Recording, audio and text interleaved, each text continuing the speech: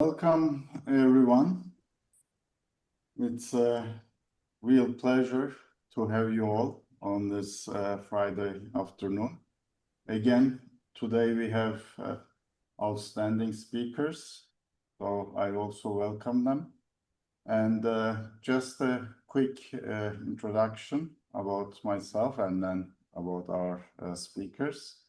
I'm Barış Salihoğlu. I'm the director of the Marine Science Institute of METU, as well as the director of Climate Center, and I'm taking an active role in the efforts of organizing the COP31, which will be held in Antalya, Türkiye this year.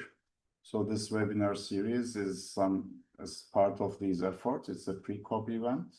So we really appreciate that you all are here. And we started our webinar series earlier this month with a session on COP's past and future.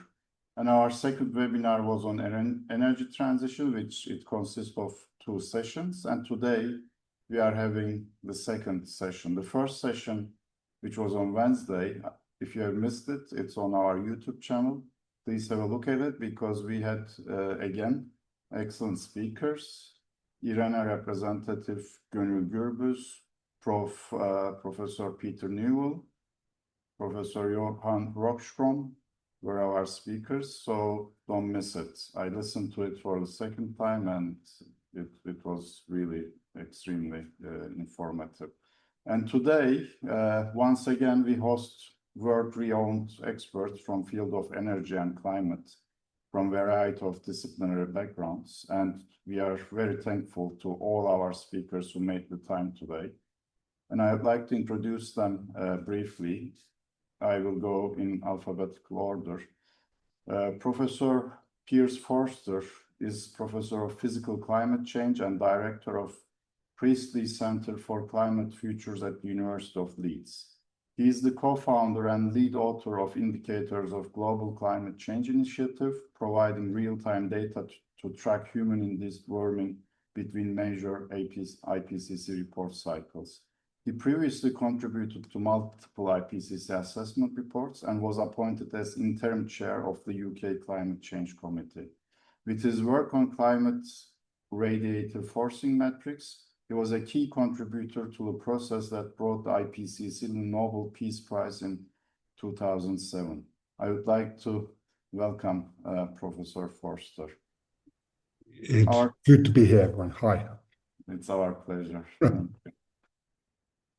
The second speaker is Dr. Mine Işık. He is an energy efficiency and inclusive transitions expert at the International Energy Agency.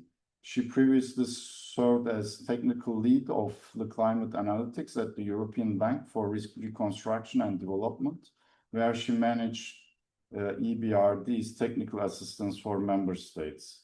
She also worked as an environmental scientist at the US EPA Center for Environmental Modeling. I would like to thank Dr. Işık for being here. Thank you. Our third speaker is Professor Dr. Phoebe Konduri, who is also a very good friend of mine, and we are working together in many different projects.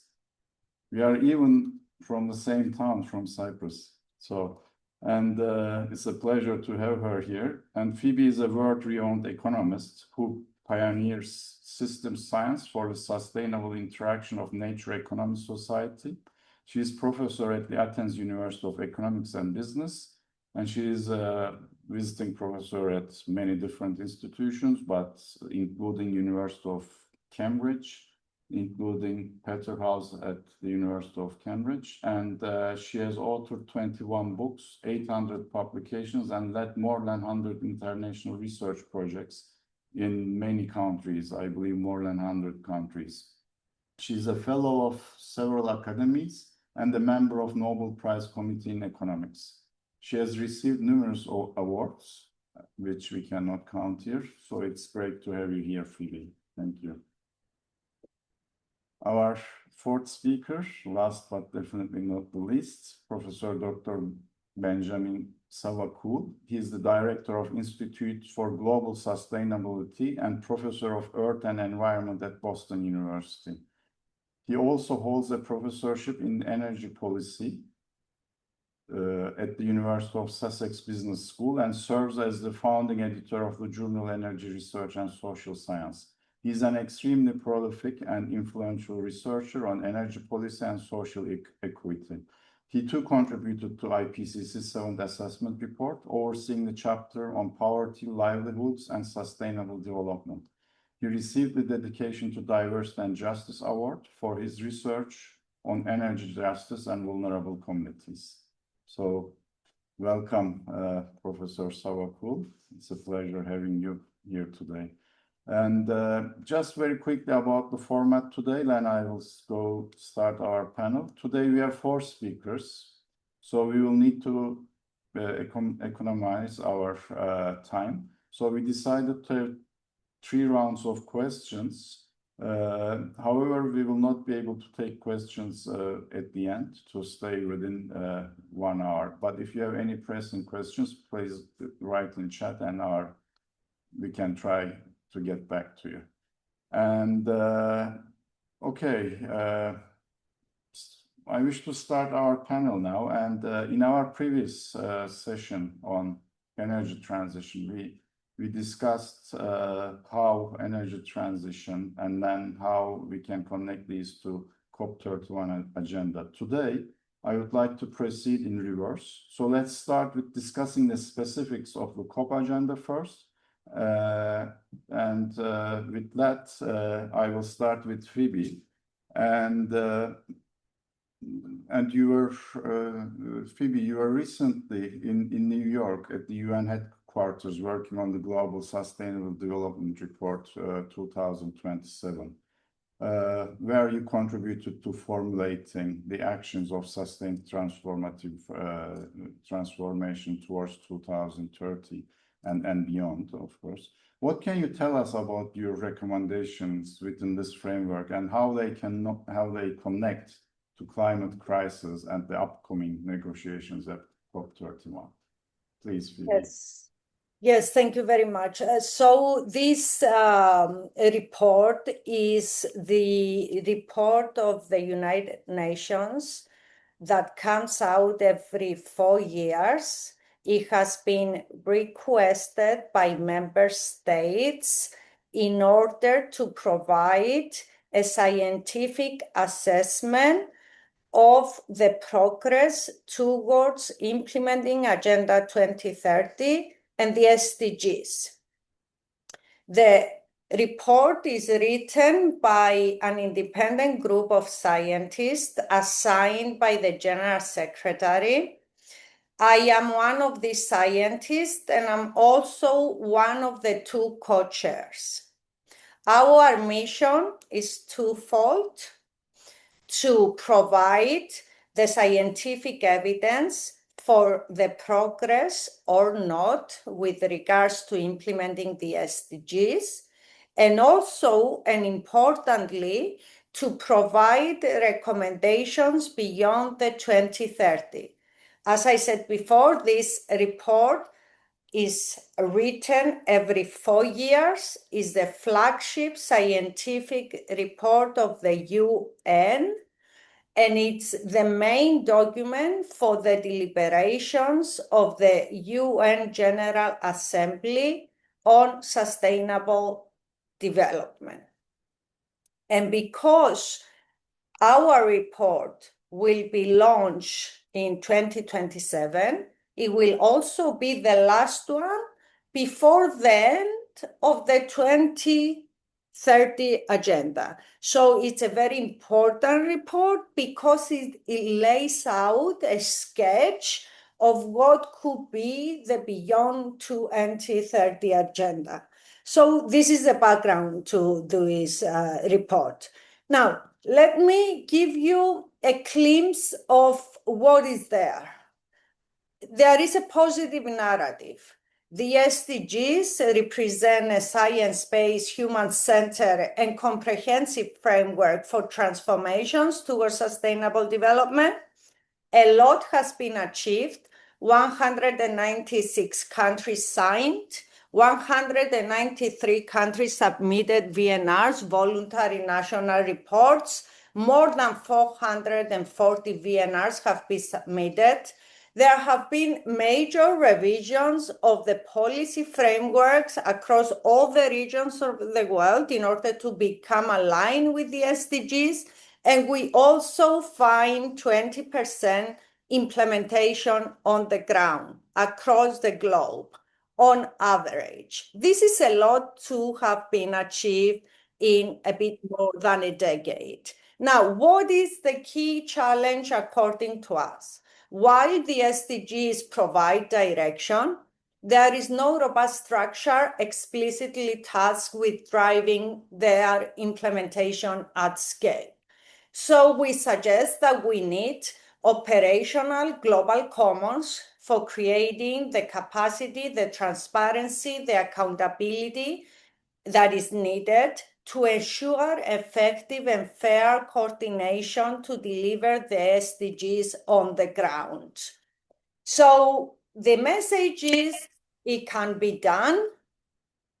We need a better interaction between science and all other stakeholders in order to convey implementable transition pathways in a way that countries and other scales, it could be subnational, it could be international, can adopt the transformation pathways that are derived from the integration of the natural system, the human infrastructural system, the economy, and society.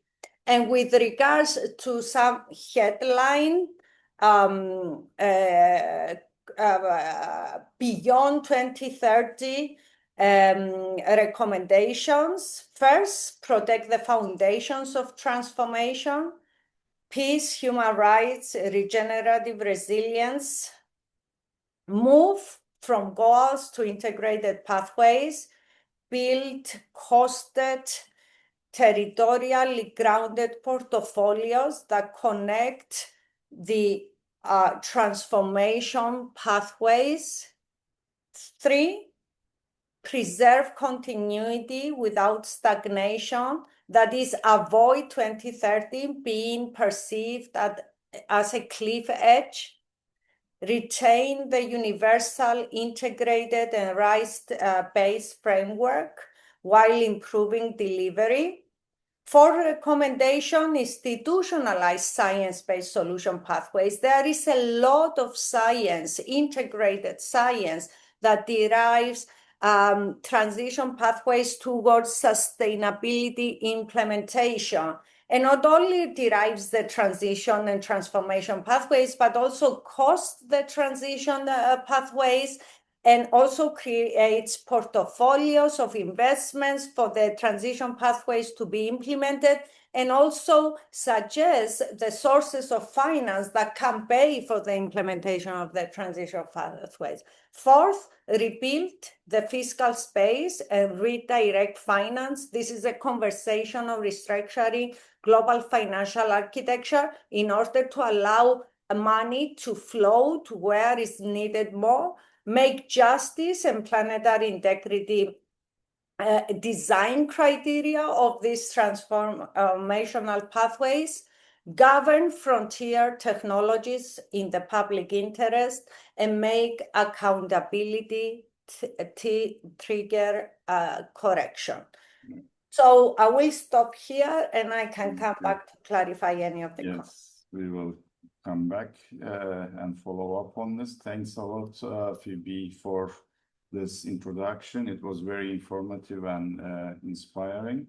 And I would like to proceed with Dr. Forster. Dr. Forster, your work is an ideal example of how science should inform and shape policy. Can you please provide some tips on how scientists and policymakers can speak the same language to ensure that climate urgencies are translated into policy? Well, it's firstly great to be here today. Thanks for the invitation. It's an interesting question you asked me, and I think I might begin by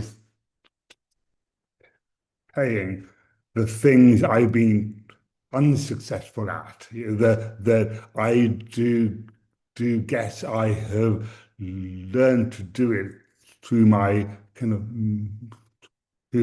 of mistakes where I didn't get it correct. The first thing I think is briefly talk about where COP comes from. I mean, the COP negotiations did actually begin out of the IPCC report. So the IPCC organization began in 1990, and that instigated the whole COP negotiations. And so because of that, it is really just the IPCC reports that do have some authority within the negotiations, and if you're trying to get in evidence into the COP negotiations that doesn't come in through the IPCC report, it is more challenging to do that. So you have to work quite hard to get them into the negotiations. The first thing I think I found from experience is that it doesn't work well if you come to COP with your own agenda about things you want to tell, and it doesn't work if you're competing for attention with lots of other organizations. It does work if you can come to COP more collaboratively and you can team up to provide a very consistent set of advice to the policy negotiators. And it's not very good if it just comes from one organization or just from one person or one institution or one country. And we have to work very hard to be representative as possible. And I think I've learned over time to try and be more collaborative. I think the other important aspect is sort of that you have to really try and understand the negotiations and to understand where the negotiator is coming from and what is on their table and what's their interest. A lot of people come to the COP without really understanding what's on the table within the negotiations. So if you can really frame your advice as much as possible to try and fit in with the negotiation, and that works well too. But yeah, I would encourage everyone to do it and go and enjoy yourself at COP. Thanks a lot. Yeah, it's as I understand, yeah, a collaborative mind and understanding of what's on the table is key, and we hope that next COP will be more productive in this sense. Thanks a lot. And I would like to move to Dr. Işık. You specialize on energy efficiency, and maybe it's an overseen issue. So energy efficiency is called the first fuel, but it rarely receives the same priority at COPs as large-scale renewable energy generation. So what's your view regarding the significance of energy efficiency in the green transition? Okay. First of all, thank you so much for having me here, Barış. I would like to challenge the first part of the premise. I don't think that energy efficiency is not as important as the renewable energy, especially over the course of last decade. I will say that the political momentum has been gaining. As you all know, that at COP28, alongside with tripling renewable energy investment, many countries also supported the agreement about doubling the energy efficiency improvement by 2030. That being said, I see that it still receives less attention compared to renewable energy, and I see like 3 reasons for that. First of all, renewable energy investments are much more easy to get the headlines, because once you build let's say, solar panel park or fancy offshore wind farm, you can get the attention of the policymakers. However, the success of energy efficiency projects are basically the amount of energy that was never consumed, and it is really hard to take attention to that one because you cannot picturize that. And the other thing is that energy efficiency investments are fragmented. So for renewable energy investment, you need limited number of decision makers, whereas when it comes to energy efficiency, even the person who purchased an appliance or an industrial manager that decides on changing electric motor also involved in energy efficiency investments. And when it comes to the significance of energy efficiency, I had the privilege of being author of the SDG 7 tracking report this year. Luckily, Professor Phoebe already explained all the importance of the SDG framework. And according to our calculations, even improving the energy efficiency by 4% will not be enough. The world should improve by 4.2% till 2030. And what happens if we cannot achieve that target is that we cannot achieve SDG 7.3 goal and as well as SDG 7 goal, which ensures sustainable and secure energy for all.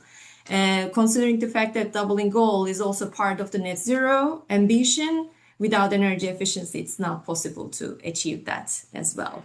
And regarding the second part of your question about COP document being enforceable, by the nature of it, COP documents cannot be legally binding.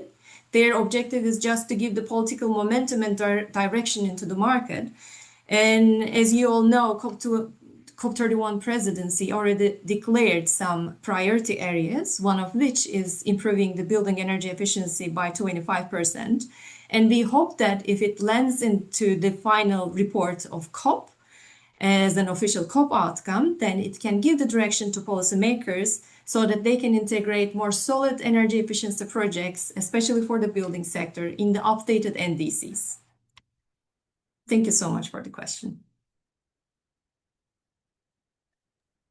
Thanks a lot, and it's also perfect timing. I tried to catch it. And I would like to now switch to Dr. Salihoğlu as coordinating lead author for IPCC RA7 report focusing on adaptation and vulnerability. What do you think are the most critical social and human trade-offs that policymakers tend to ignore when designing net zero pathways? How can UN negotiation tracks, especially at COPs, incorporate energy justice to address community-level impacts and protect marginalized populations? Please, Dr. Salihoğlu. Yeah, that's quite a meaty question. So I think similar to energy efficiency, these investments in adaptation and resilience are very hard to measure because they're actually preventing things like a flood or a heat wave from killing many people. It's kind of like also the benefits of air pollution are really hard to kind of people to visualize because it's the deaths that didn't happen rather than the deaths that did. And I think that does create a real barrier for adaptation investments because it's very hard to kind of determine that optimality or the non-additionality and to separate them out from just investments in economic development or poverty reduction or gender. And I think that also kind of hints to just how beneficial adaptation can be. So I've been reading these reports for our chapter in Working Group 2 of the AR7, and it's like every dollar put into adaptation is yielding $40 in benefits, whether it is livelihood protection or gender equality or education or building people's capabilities or even things like trust and having people feel better mentally. So mental health co-benefits. It's such an important investment, and yet we don't invest in it. We spend far more on mitigation, probably as we should, than on adaptation. And adaptation investments are really lagging behind in the global south or among least developed countries that have the lowest resilience, but also didn't contribute to most of the world's emissions. So there's a huge kind of bias in terms of the countries that didn't cause climate change, like the Maldives, will be the most at risk. And that, I think, kind of leads towards the second part of your question. The solution isn't that, radical. It's we need to involve these communities of global South countries, small island developing states, women who are pregnant, indigenous communities, or other types of citizens who are coping with these impacts of climate change more into these discussions, so it isn't just us technocrats with our fancy degrees preaching from a pulpit for the IPCC. And that's kind of neat. The AR7 is really now, I mean, I think I've been on 4 or 5 training sessions talking about how we use indigenous knowledge, how we use citizen science, how we might, create other forms of research epistemology, perhaps feminist approaches or neo-Marxist approaches, anti-racist approaches, anti-colonialist approaches.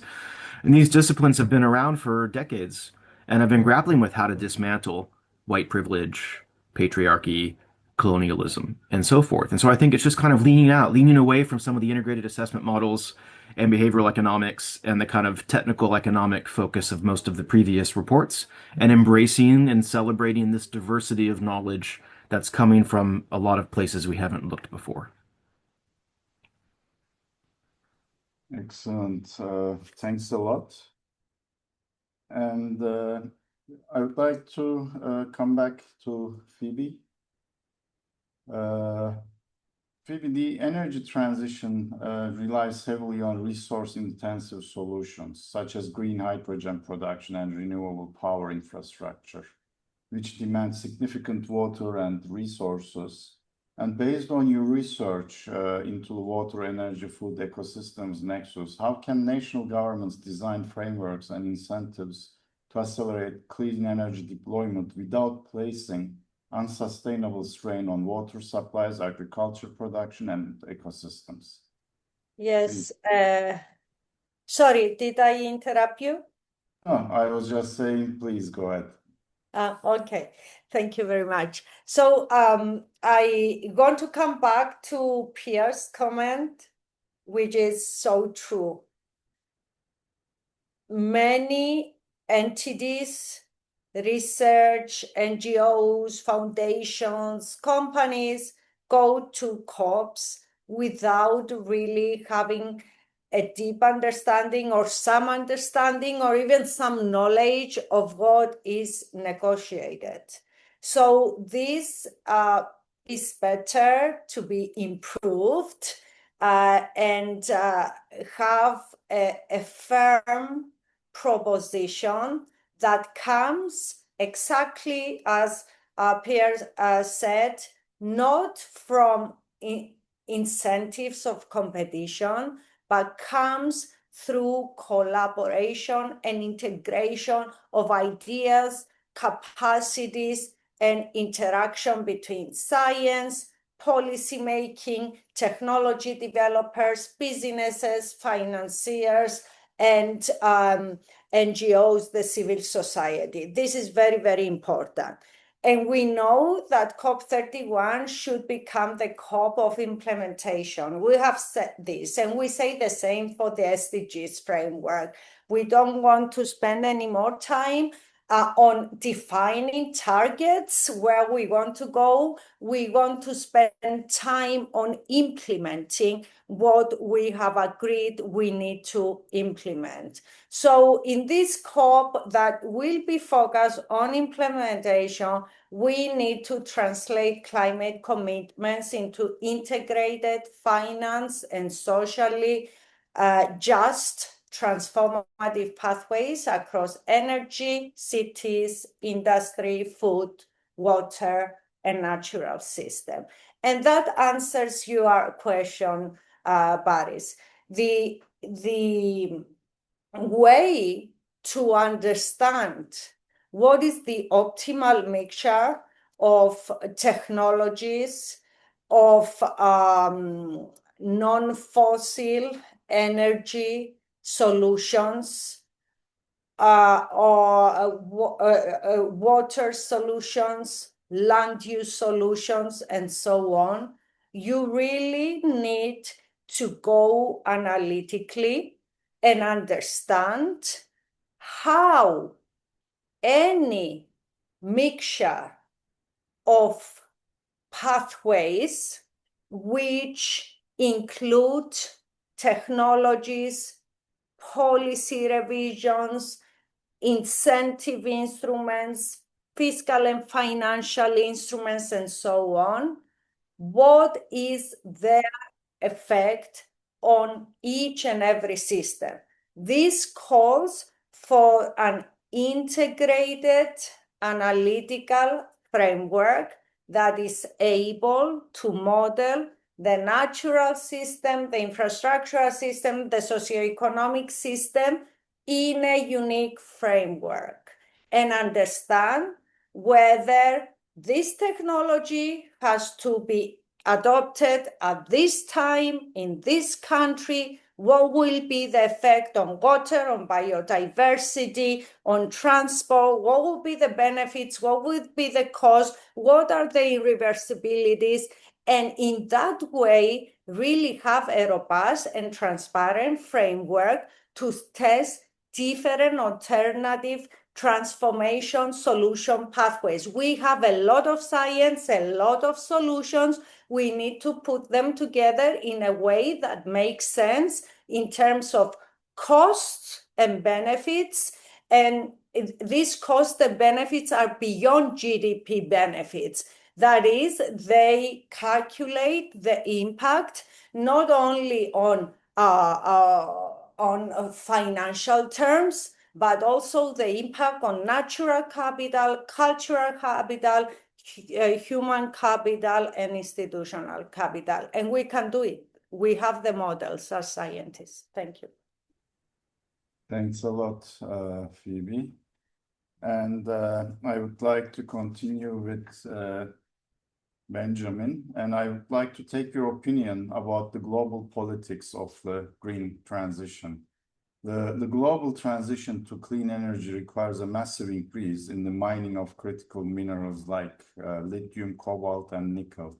Are there any mechanisms that can be introduced at the global level to prevent the green transition from leading to green extractivism or neocolonialism and perpetuating the north-south power differential? So in a way, are we going to put more burdens on our planet because we are going through a green transition? And what are the ways to avoid this, please?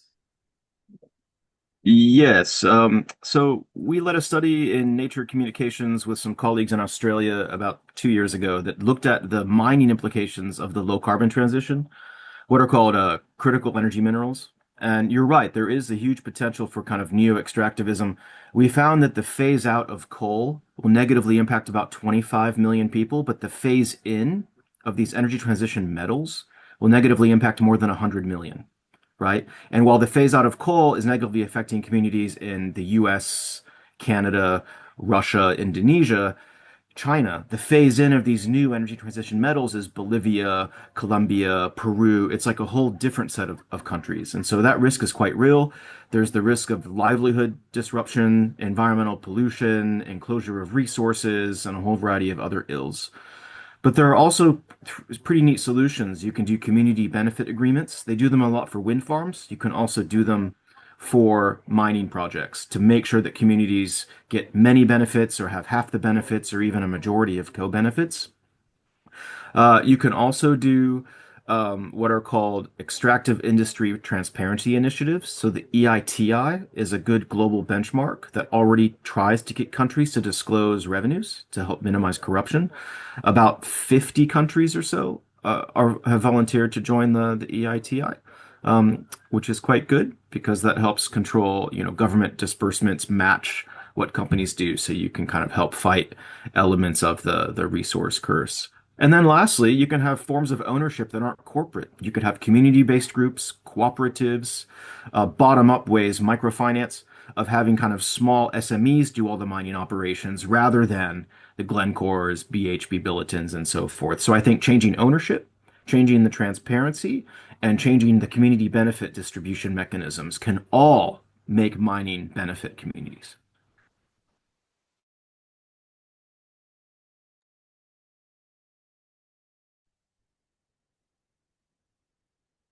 Can you? Thank you.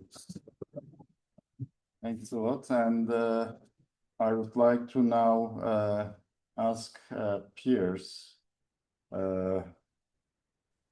Piers, is there any way to better incorporate real-time climate indicators into the monitoring and stock-taking process in order to track our progress instead of relying on self-reported national data? Is there a role that academia can play to make this happen? Yeah,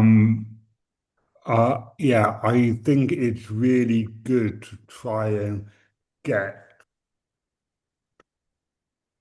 trusted, authoritative data, and you have to get countries to trust that data and nations to trust that data, and quite a lot comes from the data providers, and you need good governance.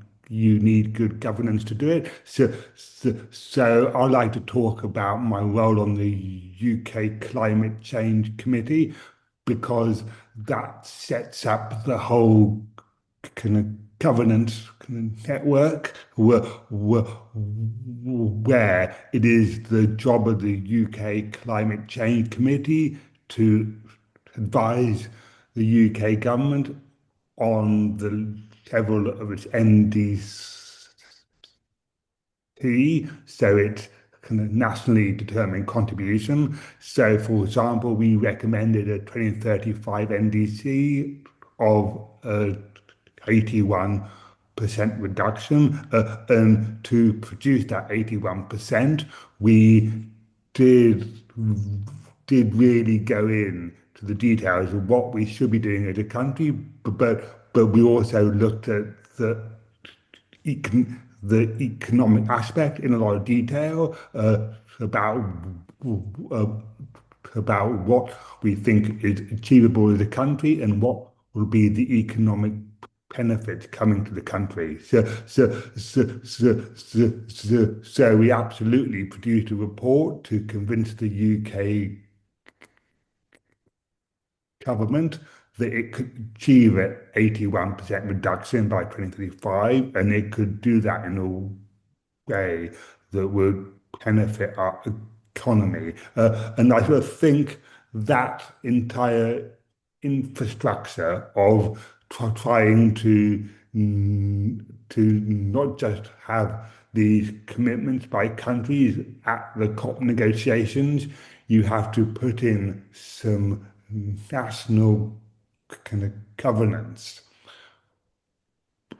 really kind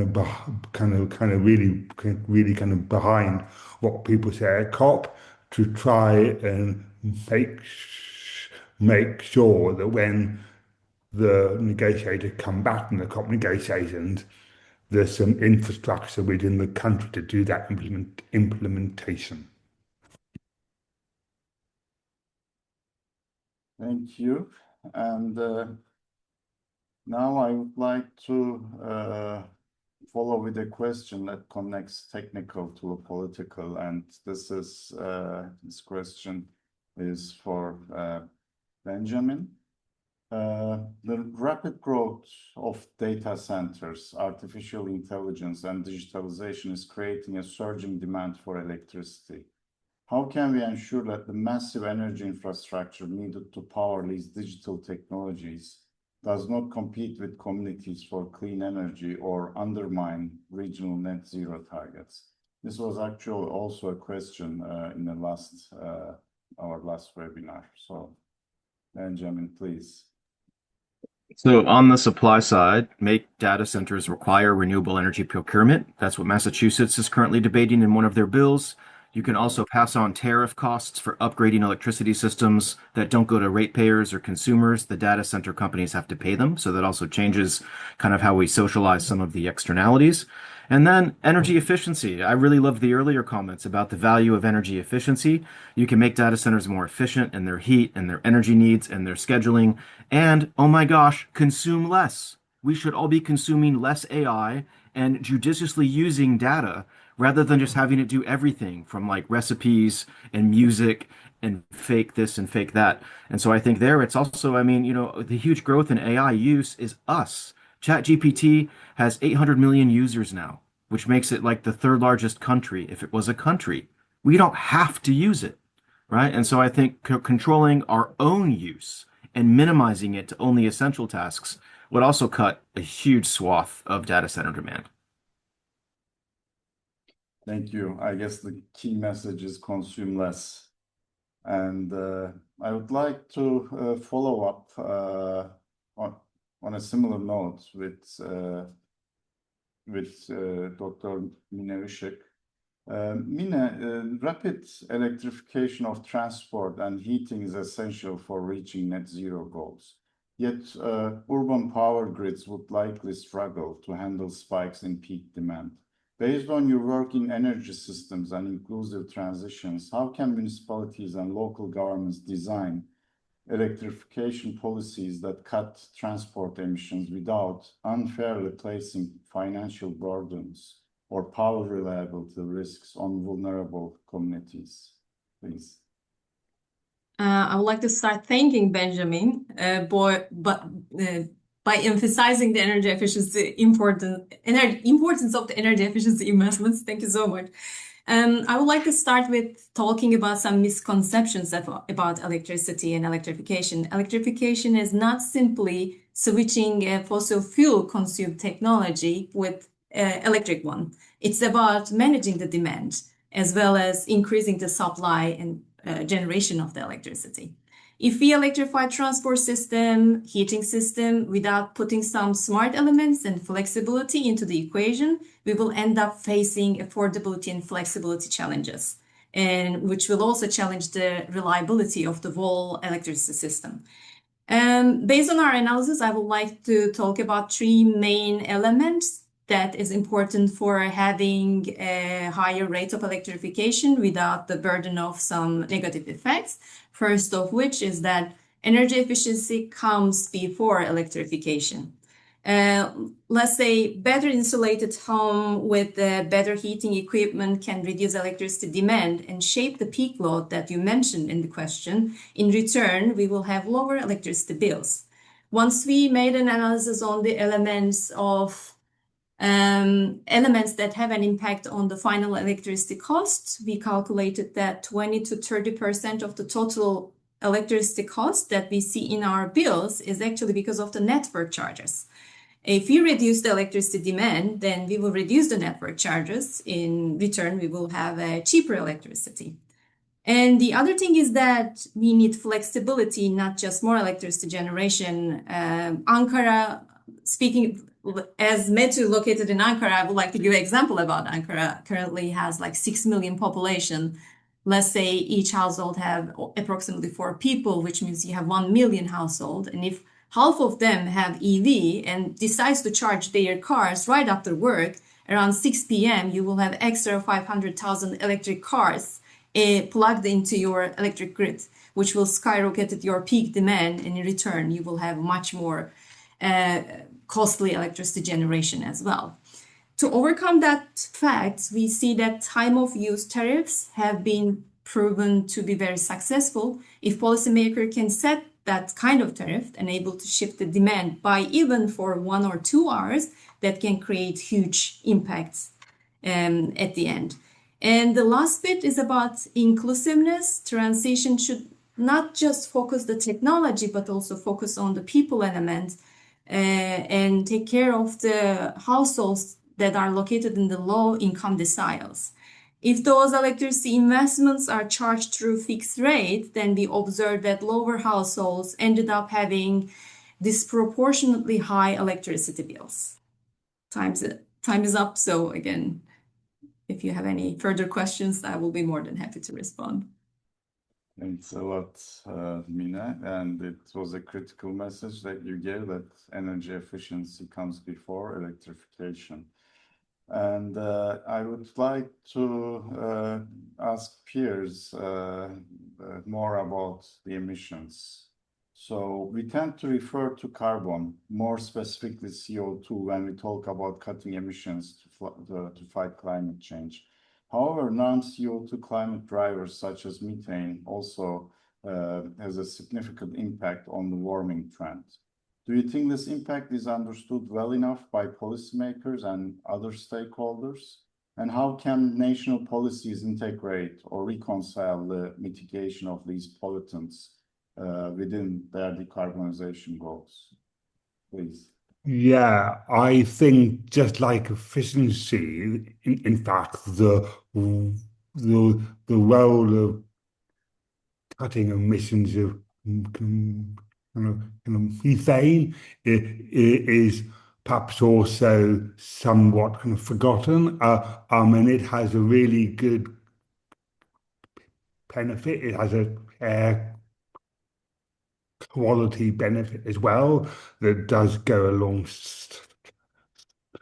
the hide it that makes it really beneficial. And the other good thing about reducing methane is you get a much shorter timescale response to temperature. So we're in this period where the world is heating up very rapidly currently, and you can actually very quickly by concerted effort to try and really reduce that increase in temperature. And I'm really excited for COP31 because the Turkey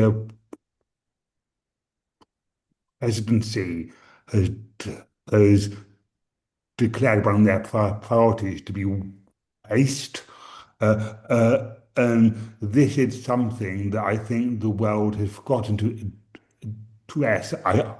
I think politicians don't like talking about it because it's dirty.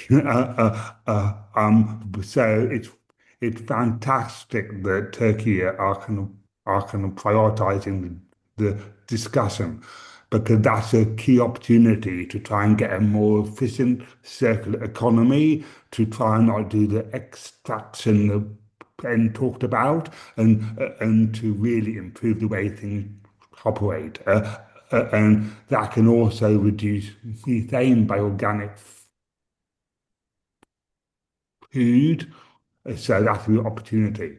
The other thing you can do with methane, of course, is you can reduce the methane that is released by accident in your production of oil and gas.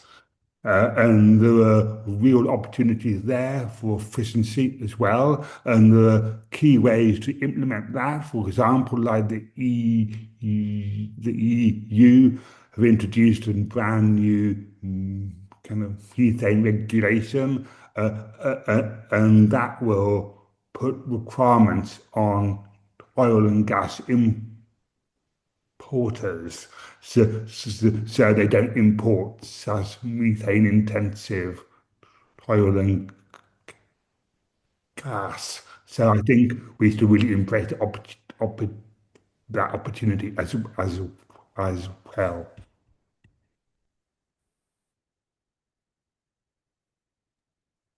Thank you. And now I would like to move from global to the more regional scale. And Phoebe, I would like to ask you, the Mediterranean basin that we share faces significant economic and social risks from climate impacts like heat and water stress.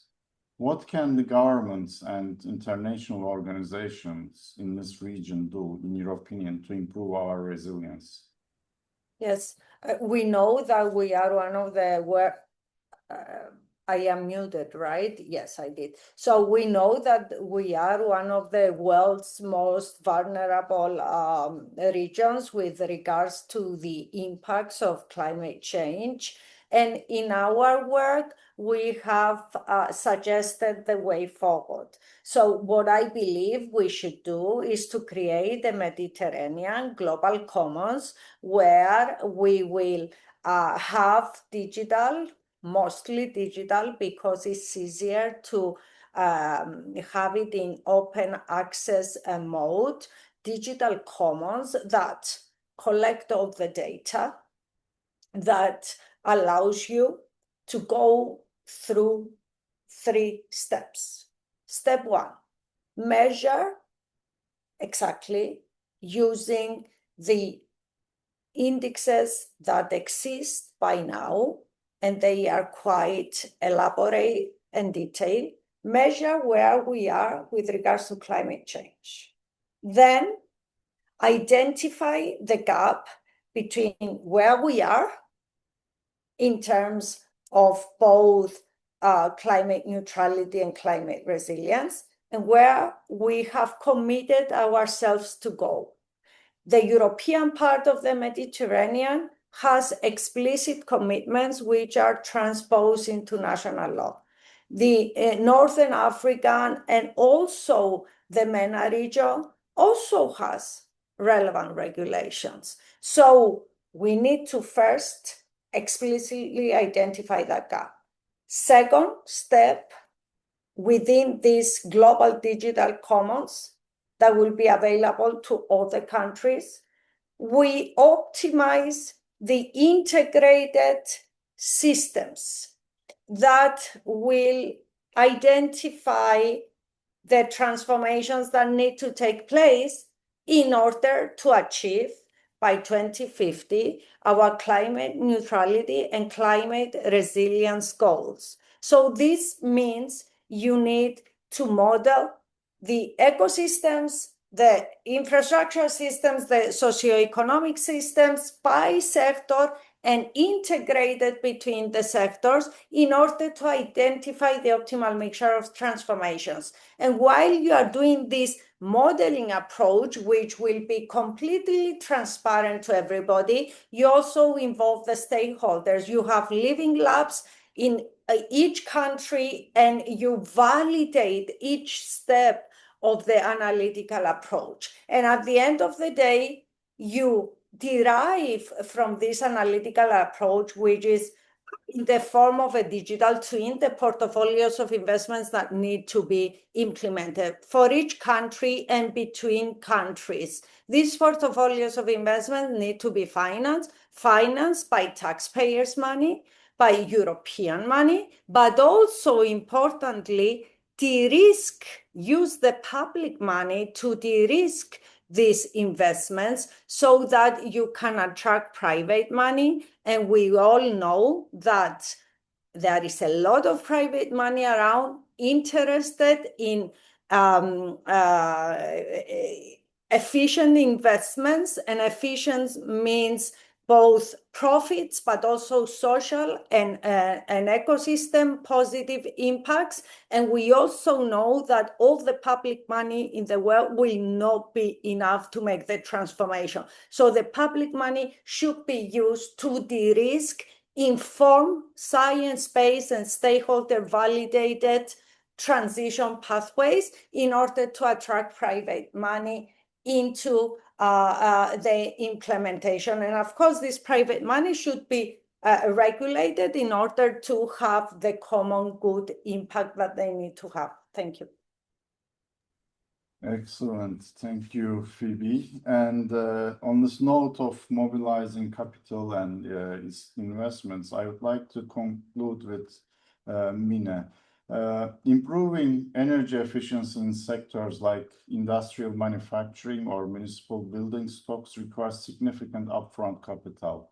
What financial instruments or policy mandates have proven effective in encouraging businesses, including SMEs, to retrofit their operations? Please, Mine. Thank you so much for the question, Barış. First of all, I would like to mention that not all energy efficiency projects require high capital. We have some quick wins. Even switching to LED lighting system can provide you with a good amount of energy saving. However, as we know, deeper retrofits can provide larger benefits, and for those retrofits, we need high capital. From the policy angle, I would like to start about barriers, especially when it comes to SMEs.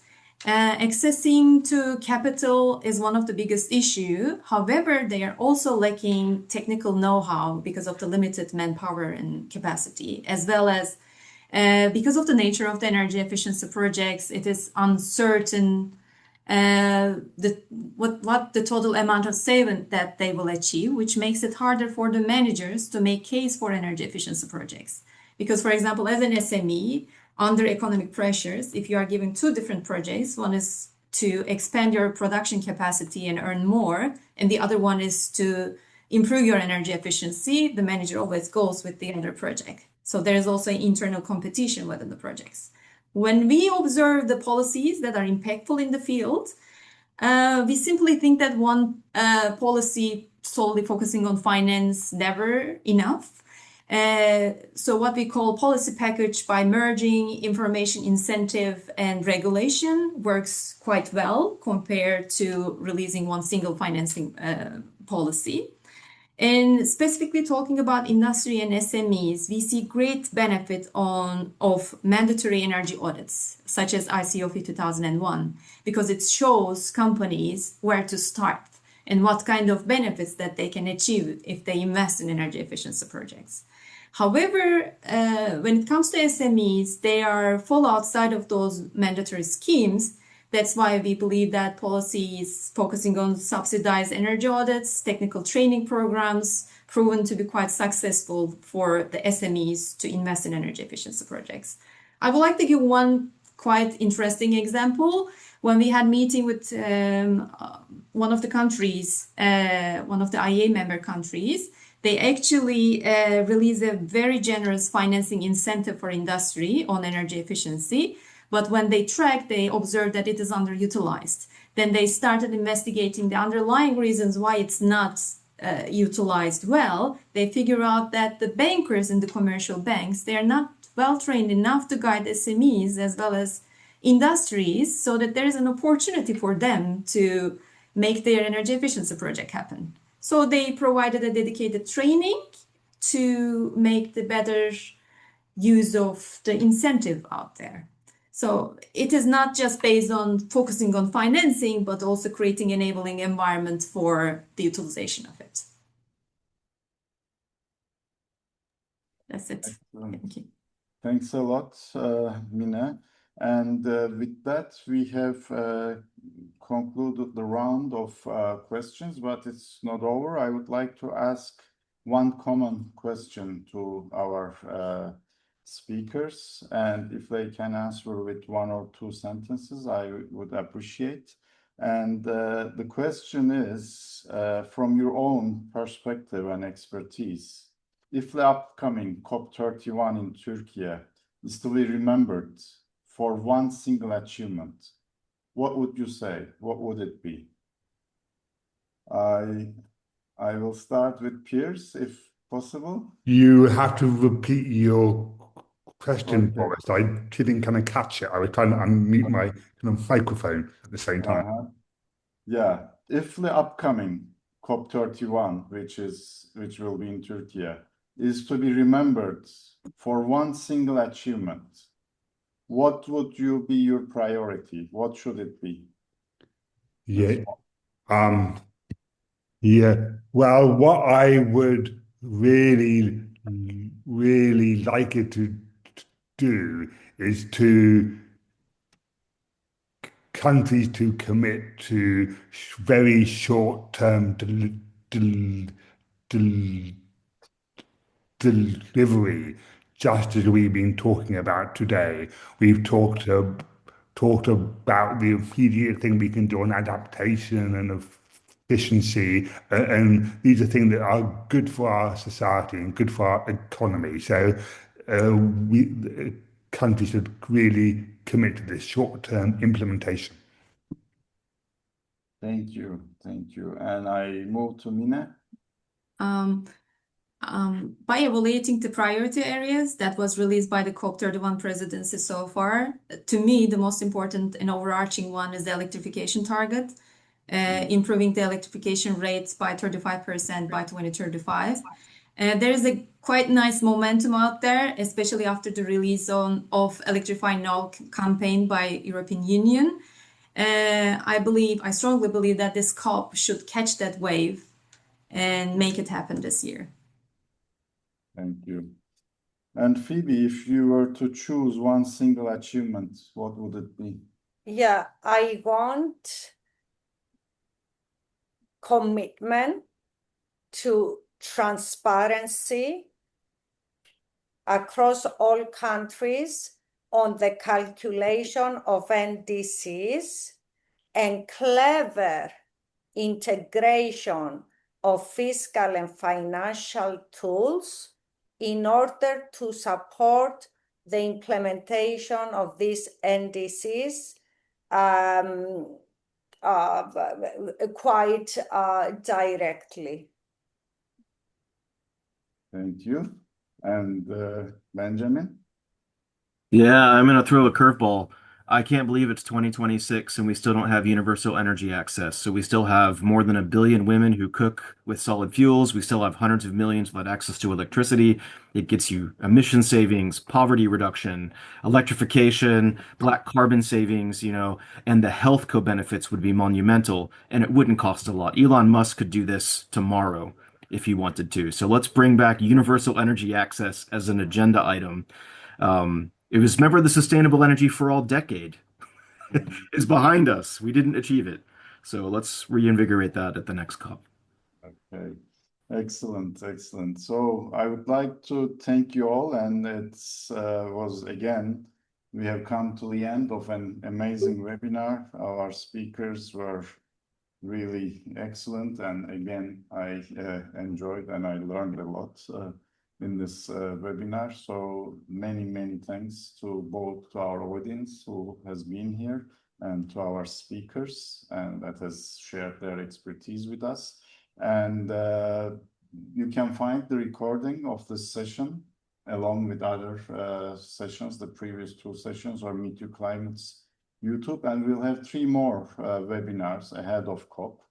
We'll continue on the theme of sustainable cities in the last week of August, so please come join.